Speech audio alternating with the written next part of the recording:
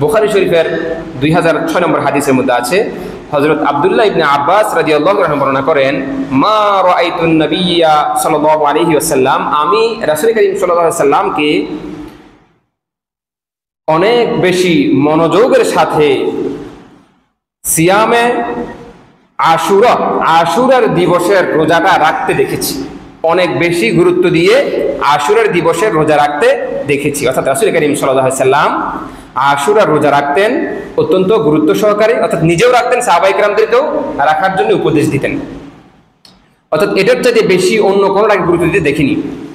ওয়াহাযা শাহর, এবং ফরজ রোজার মধ্যে সবচেয়ে বেশি যে মাসের প্রতি গুরুত্ব দিতেন সেটা হচ্ছে রমজান মাসের রোজা। যারা আমরা বর্তমানে ইয়াউমে আশুরা রোজা রাখবো, তারা আমরা অবশ্যই ইয়াউমে আশুরার সাথে একটি রোজা বাড়িয়ে রাখবো।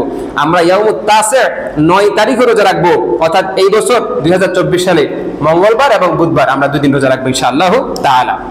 এখন আসেন, কেউ যদি 9 তারিখ মিস করে, শুধু 10 তারিখ রোজা রাখতে চায়, তার জন্য কিন্তু 10 তারিখ শুধু রোজা রাখার সুযোগ নেই, তাকে অবশ্যই 10-এর সাথে 11 আরেকটা মিলাই রাখতে হবে।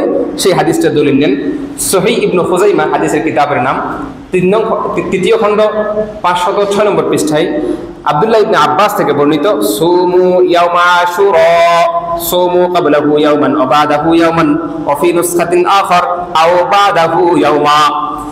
এই আব্দুল্লাহ ইবনে আব্বাস থেকে বর্ণিত হচ্ছে, হাদিসটি এসেছে কোথায়? সহিহ ইবনে খুজাইমা নামক কিতাবে। সেখানে তিনি বলেছেন যে রাসূল করিম সাল্লাল্লাহু আলাইহি ওয়াসাল্লাম আদেশ করছেন, সুমু ইয়াউমা আশুরা, তোমরা আশুরার দিবসে রোজা রাখবে। সুমু ক্বাবলাহু ইয়াওমা, আশুরার দিবসের আগে একদিন রাখবা, ওয়া বাদাহু ইয়াওমা, অথবা পরে একদিন রাখবা। এখানে ওয়া বাদাহু এসেছে অন্য একটি নুসখায়, মানে অন্য একটি কিতাবের অন্য একটি পাণ্ডুলিপিতে এসেছে আও বাদাহু ইয়াওমা, অর্থাৎ 9-10 অথবা 10-11। এই রোজাটার হুকুম কি? এই রোজাটা প্রথমে ফরজ ছিল।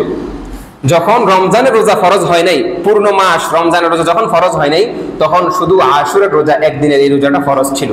কিন্তু যখন রমজান মাসের রোজাকে ফরজ করা হয়েছে, তখন রাসূল করিম সাল্লাল্লাহু আলাইহি ওয়াসাল্লাম বলেছেন, মুসলিম শরীফের হাদিস 2532 নম্বর হাদিসে এসেছে, রাসূল করিম সাল্লাল্লাহু আলাইহি ওয়াসাল্লামের সাহাবী হযরত আব্দুল্লাহ ইবনে ওমর বলছেন যে জাহিলিয়াতের মধ্যেও মানুষ ইয়াউমে আশুরা রোজা রাখত।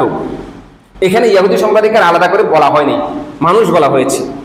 আন্না আহলাল জাহিলিয়া, অর্থাৎ জাহিলি সমাজের জনগোষ্ঠীও কোন রোজাটা দেখতো? তারা ইয়াউমে আশুরা রোজাটা রাখতো।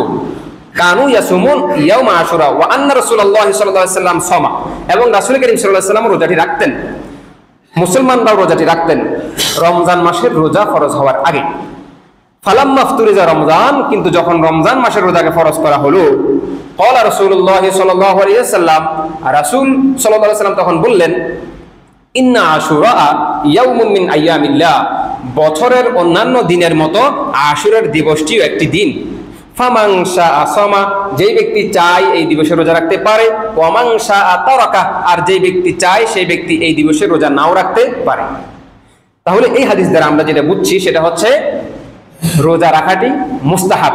বাকি আমাদেরকে আগেই বলে দেওয়া হয়েছে, যদি আমরা রোজা রাখি, আহতাসিবু আলাল্লাহি আন ইউকাফিরা সানাতাল্লাতী ক্বাবলা, পূর্বের 1 বছরের গুনাহ ক্ষমা করে দেওয়া হবে ইনশাআল্লাহ তাআলা।